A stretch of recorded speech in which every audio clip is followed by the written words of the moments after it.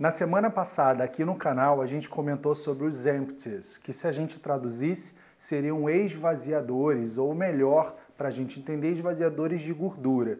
E que nada mais eram do que um jeitinho novo de aplicar na prática mesoterapia. Nesse vídeo não será diferente. A gente vai falar de uma outra abordagem bastante atual, bastante na moda e que traz consigo todo o conhecimento científico sedimentado da mesoterapia / intradermoterapia, mas a maneira como os ativos serão entregues na pele não serão através das picadinhas com agulha, mas de uma caneta pressurizada.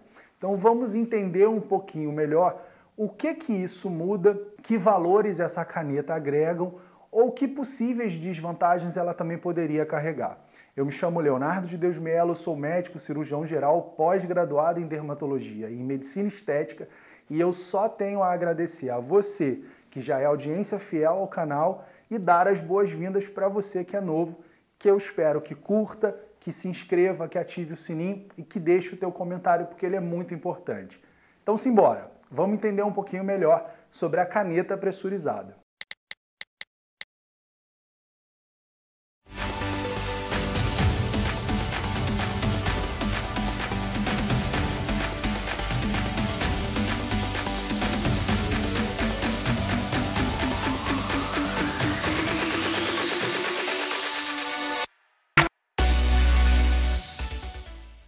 Já são várias as marcas de canetas pressurizadas no mercado, mas basicamente qual é a ideia?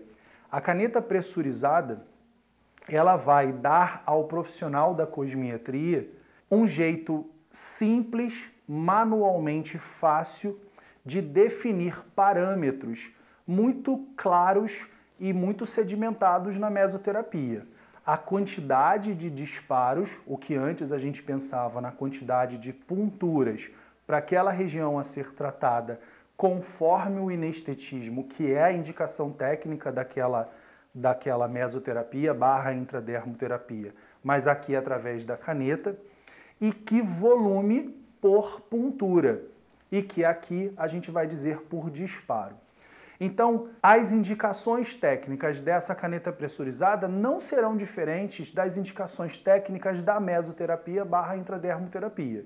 A gente vai poder fazer disparos de mesclas mesoterápicas, de ativos que se acoplam a essa caneta por dispositivos muito próprios dela e que são estéreis, que são, consumíveis, que obviamente uma vez concluídos, precisam ser desprezados e novos adquiridos por toda a questão de asepsia e antissepsia. Essas mesclas mesoterápicas vão se destinar ao tratamento da gordura localizada, da celulite, das estrias, da flacidez cutânea, dos tratamentos para fortalecimento ou crescimento capilar, enfim, indicações técnicas que são sedimentadas na intradermo / mesoterapia. E que contraindicações teriam o uso da caneta pressurizada? As mesmas da mesoterapia. Gestantes e lactentes, pacientes com doenças agudas ou crônicas agudizadas, quadros clínicos que estejam descompensados, lesões ativas na pele, sejam de origem traumática, sejam de origem inflamatória, infecciosa. E que possível desvantagem teria a caneta pressurizada? Bem, primeiro é que o manuseio da caneta precisa se fazer a cada disparo. Então eu entendo, e aí talvez por ser cirurgião geral também, e preferir a agulhadinha, eu entendo que numa situação de papada, numa ruga de colo, numa ruga em colar, né, no tratamento do colo, quer dizer, em pequenas áreas ou em áreas muito sutis, muito mais superficiais, região periocular, até mesmo o apagamento de códigos de barra, a revitalização, a hidratação profunda, porque o uso dos skin boosters, e aí desculpa não ter falado, também é uma indicação técnica bastante relevante da caneta pressurizada, faria com que essas indicações, essas localizações fossem bastante plausíveis no meu entendimento. Diferentemente, e aí é uma opinião muito pessoal, tá, pessoal? de abdômen, de grandes áreas de gordura localizada, toda a região glútea, uma região de coxa mais relevante. Não que não faça efeito, ou não que não produzisse bons resultados, não é isso que eu quero dizer. Mas talvez pela pouca praticidade no armar a caneta, e aí ela desarma com disparo, arma-se de novo, e assim vai para toda aquela quantidade de disparos. Por quê? Porque um tratamento bem feito, e a gente conversou isso, acho que no vídeo em que a gente falou sobre lipo de papada, lipoenzimática de papada. A gente não tem cabimento que seja feita uma puntura aqui ou acolá, ou um disparo aqui ou acolá. A distância entre as punturas, no caso da agulha, a distância entre os disparos, no caso da caneta pressurizada, motivo desse vídeo, precisa ser de 1 a 2 centímetros no máximo, para que a gente tenha uma maior distribuição da mescla mesoterápica e o efeito físico e todos os eventos biológicos decorrentes da própria puntura, da própria microlesão causada até mesmo pelo disparo. E outra coisa, apesar dela se vender como uma vantagem para quem teria fobia de agulha, e de fato isso é um valor que é muito agregado à caneta, essa fobia existe, e dizer para o paciente ou para a paciente que o tratamento não será à base de picadinhas na pele tem um efeito psicológico bastante relevante. Por outro lado, a gente não pode se iludir pela ausência total da dor. Existe sim uma microlesão, até porque não através de uma agulhadinha, mas de um jato, de um sopro muito forte, vamos entender dessa forma bem simplificada, aquelas drogas precisam adentrar a pele. Então uma microlesão é feita. E existe inclusive a possibilidade de hematomas, de equimoses, quer dizer, aqueles pequenos roxinhos. Pode haver uma sensação de prurido ou de ardência, muito mais por conta também das drogas, mas não menos por conta da microlesão.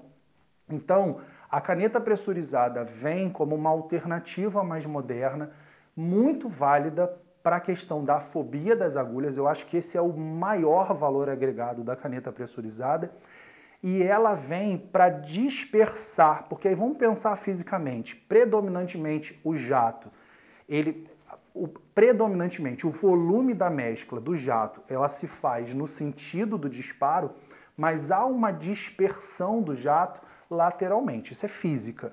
Diferentemente da agulha, em que eu de maneira pontiforme deixaria o fármaco naquele lugar e não para aqui para a vizinhança. Essa dispersão, no caso de um skin booster, por exemplo, dependendo do inestetismo, pode ser bastante relevante.